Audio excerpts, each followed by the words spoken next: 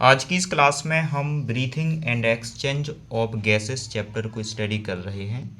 ये चैप्टर दिग्दर्शिका बायोलॉजी का है और हमारा पर्पज़ है कि हम दिग्दर्शिका बायोलॉजी के सारे ऑब्जेक्टिव स्टडी करें जो कि आपके बोर्ड एग्जामिनेशन के लिए ज़रूरी हैं। ये केवल बोर्ड के लिए इम्पोर्टेंट हैं। अगर आप नीट और बड़ी बड़ी एग्ज़ाम की तैयारी करना चाहते हैं तो आपको एनसीईआरटी की एक एक लाइन स्टडी करना होगा। तो पहला क्वेश्चन है डिसीज रिलेटेड टू रेस्पायरेशन, यानी लंग्स से रिलेटेड और जो हमारा पूरा रेस्पायरेटरी सिस्टम होता है उससे रिलेटेड कौन कौन सी बीमारियां हैं। तो अस्थमा, ब्रोंकाइटिस और एम्फीसीमा, ये तीनों बीमारियां रिलेटेड हैं, तो ये ऑप्शन फोर्थ हो जाएगा। सेकंड क्वेश्चन पूछा गया है human respiration take place by, यानी कि जो हम सांस लेते हैं वो किसके द्वारा लेते हैं, तो लंग्स के द्वारा। थर्ड क्वेश्चन है रेस्पायरेटरी रिदम सेंटर हमारे ब्रेन में किस जगह पर लोकेटेड होता है। तो सेरिब्रम इसका आंसर नहीं होगा, ना सेरिबेलम होगा, क्योंकि ये बैलेंस करता है, इसका थिंकिंग का काम है। इन दोनों का रिलेशन होता है किससे, रेस्पायरेशन से। तो इसका सही आंसर हो जाएगा मेडुला।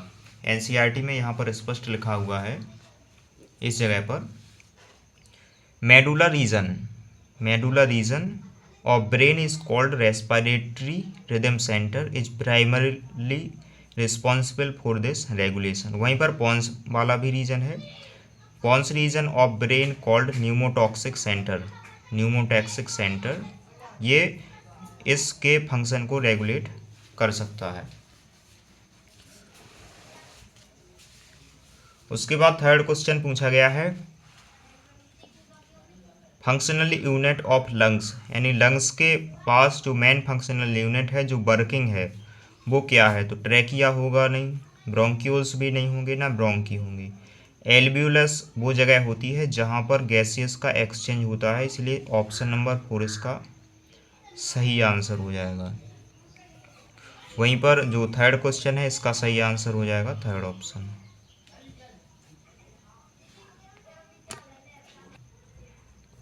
और जो क्वेश्चन नंबर 5 है वो पूछा गया है when diaphragm contract the thoracic volume, जब डायफ्राम कॉन्ट्रैक्ट करता है तो थोरेसिक वॉल्यूम क्या होगा। अब इसके लिए आपको ये जाना चाहिए, इसके लिए आपको लंग्स का स्ट्रक्चर पता होना चाहिए। ये है डायफ्राम, जब ये कॉन्ट्रैक्ट करेगा यहाँ पर, तो ये जो वॉल्यूम है ये इंक्रीज हो जाएगा, थोरेसिक वॉल्यूम। यहाँ पर ये डायफ्राम है, जब ये कॉन्ट्रैक्ट करेगा, नॉर्मल में ये इस शेप का होगा, नॉर्मल शेप इसका ऐसा होता है, और कॉन्टैक्ट में बिल्कुल सीधा आ जाएगा, तो यहाँ पर वॉल्यूम इसका बढ़ जाएगा। तो इसका सही आंसर हो जाएगा वॉल्यूम इंक्रीज होगा, फिफ्थ का first option. Thoracic volume increase हो जाएगा, functional unit when diaphragm contract the thoracic volume increase.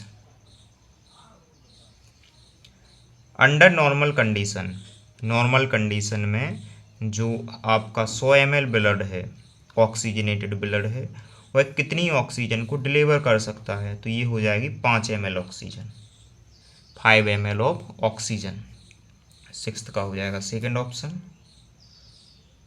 कि 100 ml ब्लड कितनी ऑक्सीजन को डिलीवर कर सकता है। इसका भी आपको कहीं ना कहीं लिखा मिल जाएगा, ये लिखा हुआ है ईच 100 ml ऑफ, अच्छा ये डीऑक्सीजनेटेड है, तो देखो डीऑक्सीजनेटेड ब्लड में 4 ml CO2 ट्रांसफ़र होगी, वहीं पर ऑक्सीजनेटेड ब्लड में 5 ml ऑफ ऑक्सीजन ट्रांसफ़र होगी।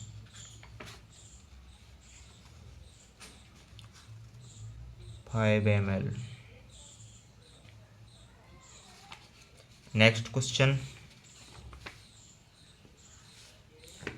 क्वेश्चन है एल्ब्यूलर wall is made up of, जो लंग्स में एल्ब्यूलर वॉल पाई जाती हैं वो किससे बनी हुई होती हैं। तो इसका आंसर हो जाएगा स्क्वैमस इपिथेलियम, इसकी बात की जा रही है। ये एल्ब्यूलाई की वॉल हैं, ये किससे बनी हुई हैं, ये एल्ब्यूलाई है, इसकी ये दीवार हैं, ये बनी हुई हैं स्क्वैमस इपिथेलियम से, इपिथेलियम। तो इसका आंसर हो जाएगा Alveolar wall is made up of squamous epithelium. Alveolar wall is made up of squamous epithelium. The rate of respiration is in a healthy human, यानी एक नॉर्मल कोई हेल्दी व्यक्ति है वो एक बार में कितनी बार सांस लेगा, कितनी बार सांस लेता है, इसके लिए यहाँ पर स्टार्टिंग में ही पॉइंट दिया गया है। ये healthy human breathe 12 to 16 times per minute, 12 से 16 बार। इसका आंसर हो जाएगा 12 से 16 बार। समय लगेगा लेकिन हम क्या है एनसीईआरटी से चीज़ों को मैच करके चल रहे हैं। Rate of respiration in a healthy human beings is, ठीक है, एल्वेओलर ball is made up of squamous epithelium. Under normal condition every 100 ml of oxygenated blood can deliver 5 ml of oxygen. जब डायफ्राम कॉन्ट्रैक्ट करेगा तो thoracic volume increase हो जाएगा। Lungs की functional unit एल्वेओलस होती है। रेस्पिरेटरी रिदम सेंटर मेडुला में located होता है। ह्यूमंस में रेस्पिरेशन जो होगा वह लंग्स में होगा। और कौन सी बीमारियां हैं जो रेस्पिरेशन से रिलेटेड हैं, तो ये तीनों बीमारियां इससे रिलेटेड हैं।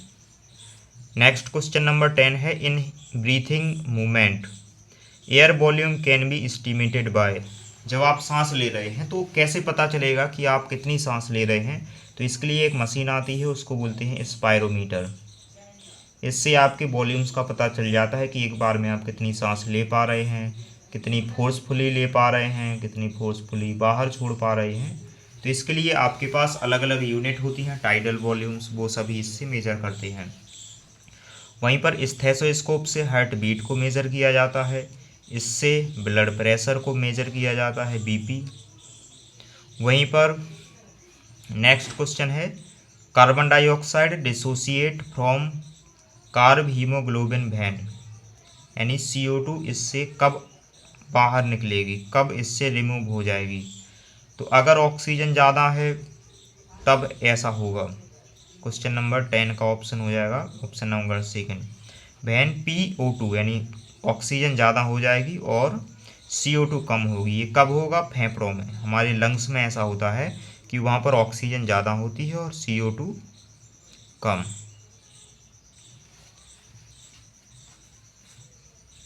इसी के साथ ये थे हमारे 10 क्वेश्चन।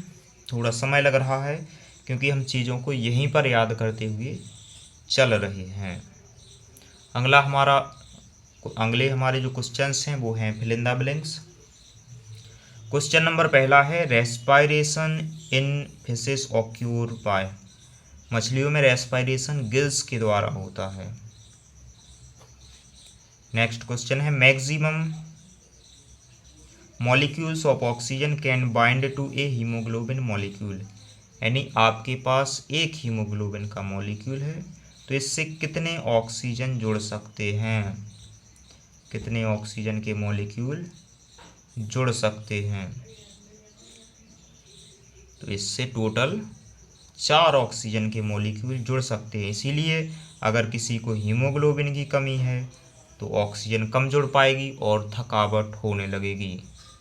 तो maximum 4 molecules of oxygen can bind to haemoglobin molecule. अगला क्वेश्चन है, इन ब्लड, हमारे ब्लड में most of the CO2 is transported in the form of.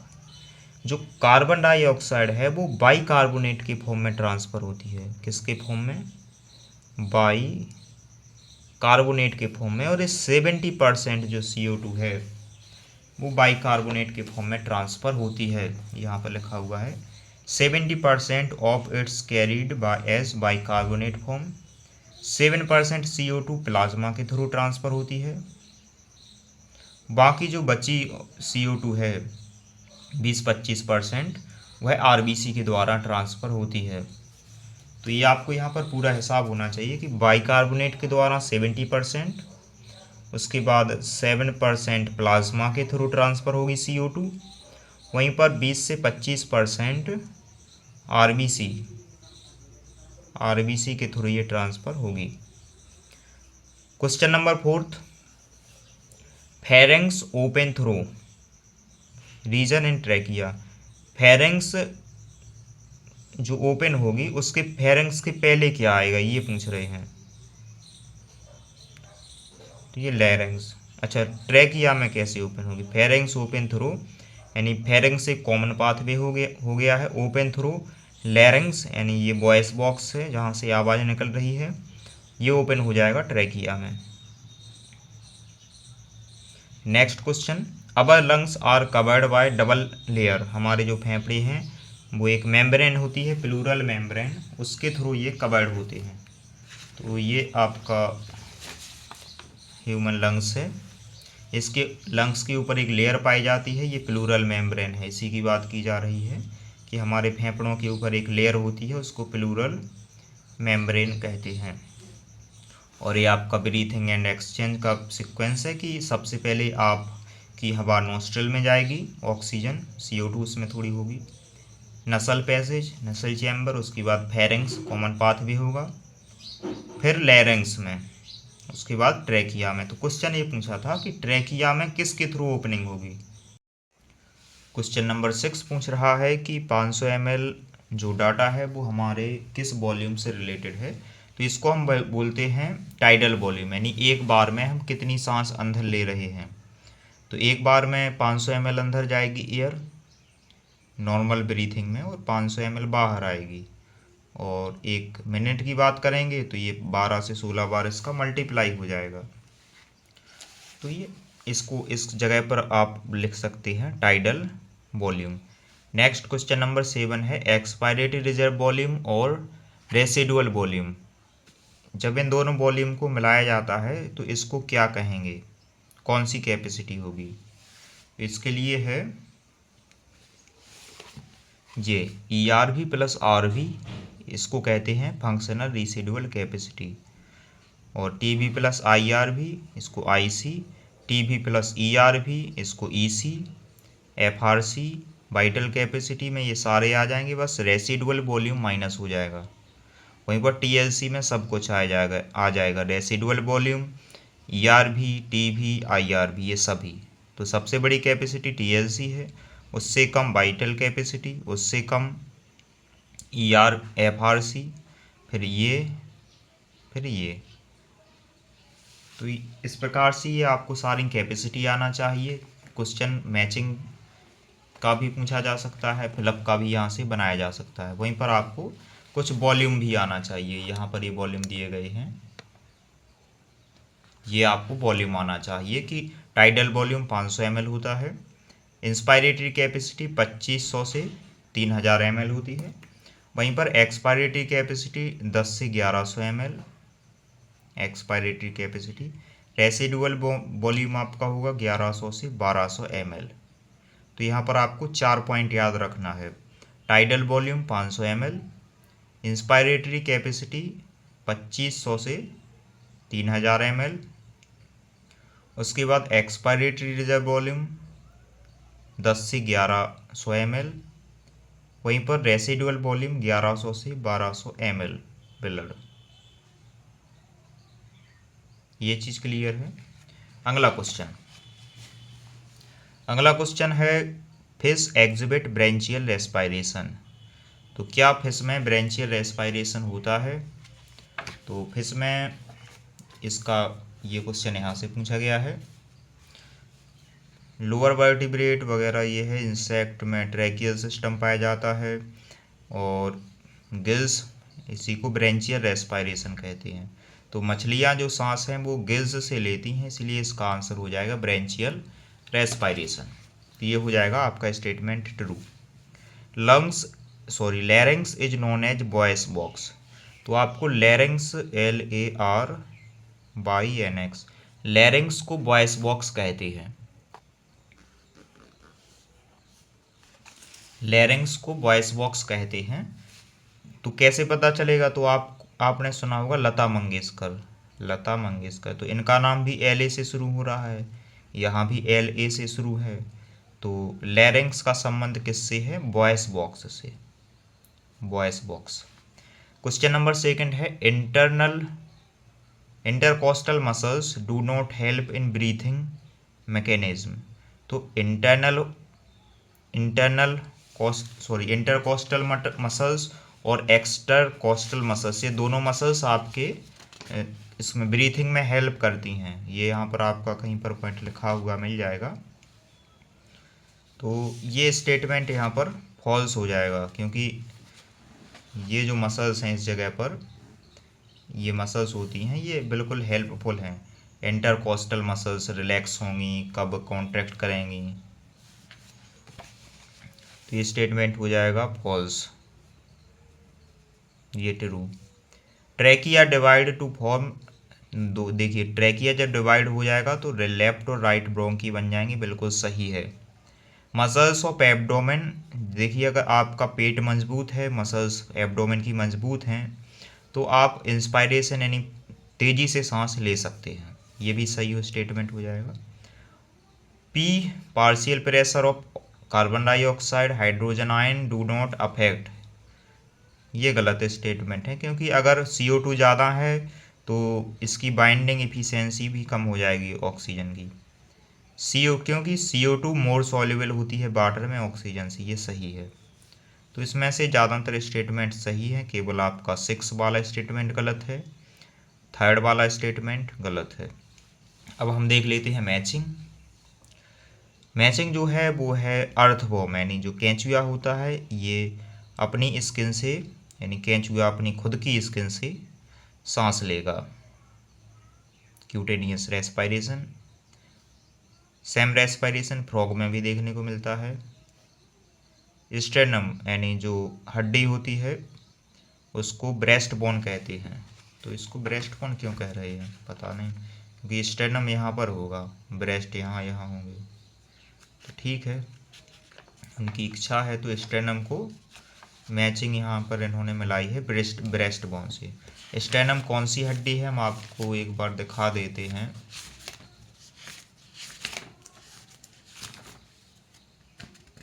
किस हड्डी को स्टेर्नम कहते हैं?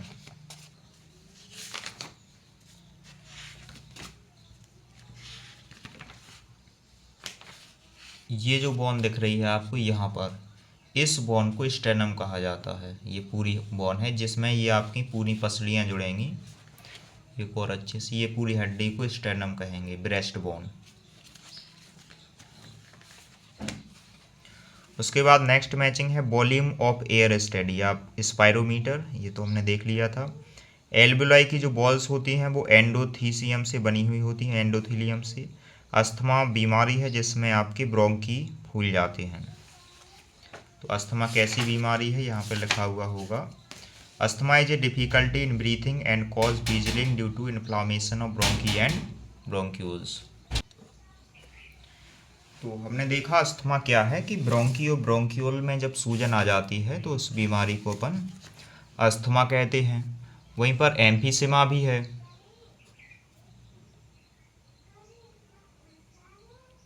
एम्फीसिमा भी एक बीमारी है जिसमें क्या होता है, जब सिगरेट, जो व्यक्ति ज़्यादा सिगरेट पीता है, इस वजह से जो फेफड़े हैं उनके बीच में सरफेस एरिया कम बचता है, तो ऑक्सीजन को कम जगह मिल पाती है ट्रांसफ़र होने के लिए, तो एम्फीसिमा बीमारी हो जाएगी सिगरेट स्मोकिंग से।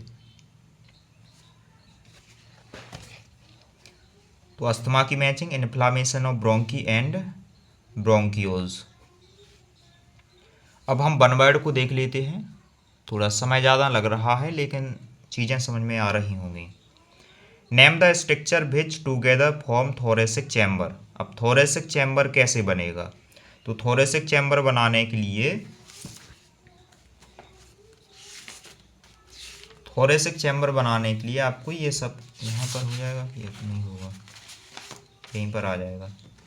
थोरेसिक चैम्बर यानी ये पूरा आपका लंग्स है, लंग्स को प्रोटेक्शन करने के लिए जो चैम्बर है, तो इसमें क्या क्या आएगा, एक तो पूरी वर्टिब्रल कॉलम आएगा, रिब्स आ जाएंगी, नीचे से डायफ्राम आ जाएगा, तो इन तीन चीज़ों को प्रोटेक्ट, तीन चीज़ों की हेल्प से एक रेस्पिरेटरी पूरा थोरेसिक चैम्बर बना है। तो क्या क्या है इसमें? वर्टिब्रल कॉलम, रिब्स, स्टेनम और डायफ्राम।